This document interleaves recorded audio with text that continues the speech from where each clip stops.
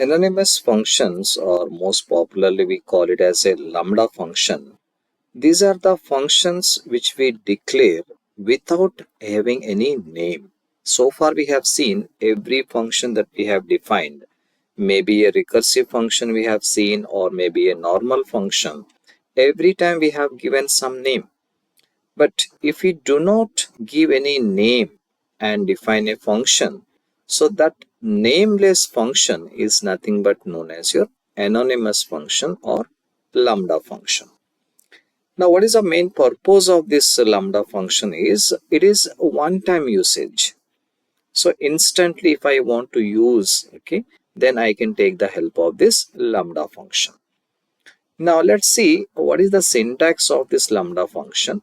So we use the keyword that is lambda followed by an argument list, and there is an expression, and this expression is going to be evaluated, and finally this lambda function is going to return a one or more values. Now let's see this example where we have defined a lambda function on a argument that is your n, and my expression is just calculating the square of this number. So now when I'm going to call this square, this s of 4. So this 4 is nothing but the argument that we have passed, this lambda, and 4 into 4, that is 16 we are going to return. Similarly, if I'm going to take a lambda function here where there are two arguments here. Now, what is my expression? So if a is greater than b, it has to return a, else it has to return b. So now when I'm calling this lambda function, I took s of 10, 20. So this 10 is your a and 20 is the b. Now because 10 greater than 20, this is false, hence it goes to the else part.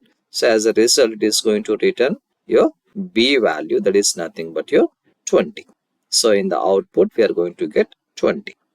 So one of the best part of this lambda function is we can use it one time instantly, and we need not write any return statement. Because in the earlier cases we have seen, if my function has to return some value, I have to write a return statement.